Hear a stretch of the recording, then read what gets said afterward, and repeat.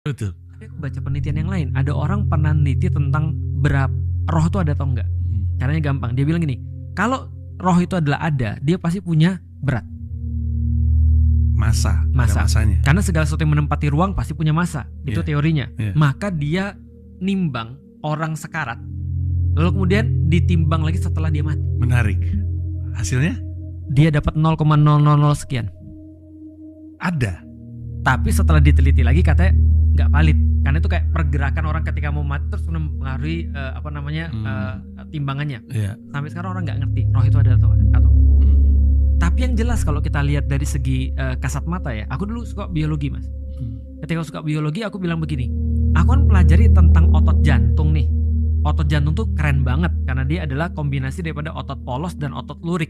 Intinya singkat cerita adalah dia otot yang bisa keras dan tahan lama. Dan gak ada yang lain kayak ada anggota tubuh saya yang lebih membutuhkan itu. Selain otot jantung gitu ya. Nah maksudnya itu otot jantung doang tuh yang bisa tuh. Tapi ketika aku lihat pada jantung orang mati, aku pikir apa bedanya? Kan tetap otot jantung juga, tapi yang ini detak, yang satunya lagi enggak. Berarti ada sesuatu yang dimiliki orang hidup yang tidak ada pada orang mati. Nah yang sesuatu itu menurut penjelasan namanya adalah roh kan itu kan ya. Tapi intinya adalah aku nggak tahu, I have no idea, dan aku nggak punya informasi sedikit pun tentang yang mana yang benar sampai aku masuk Islam. Ketika aku masuk Islam, ini yang pengen aku kasih tahu pada orang-orang, di Islam itu semua didasarkan pada kita tidak tahu informasi sebelum kita verifikasi dulu sumber informasinya. Maka ketika kita sudah memverifikasi sumber informasinya, maka kalau kita sudah verified, semua yang disampaikan oleh sumber itu pasti verified juga. Gampangnya gini deh, kalau kita sudah bisa verifikasi, kalau kita ngomong dengan orang Amerika, berarti kalau dia ngasih tahu kita tentang orang Amerika, itu lebih verified daripada orang Indonesia ngomong. Secara umum. Nah itu juga menyangkut tentang mati. Gak ada orang yang bisa, orang bilang kan dead man tells no tales.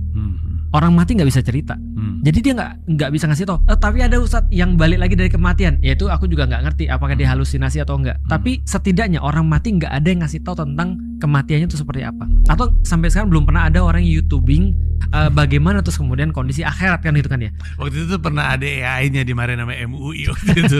Hey guys, lagi di neraka nih. Gua lagi neraka nih Dewan gitu kan ya. Dewa di neraka dimarahin MUI. Nah, tapi balik lagi rekaan kan ya. Bukan sebuah kenyataan kan. Nah, artinya kita cuma bergantung pada satu informasi. Dan karena aku adalah orang muslim dan aku sudah verified informasi Al-Quran dan As-Sunnah, maka aku cuma bisa cerita bagaimana Al-Quran dan As-Sunnah menceritakan kita tentang kematian.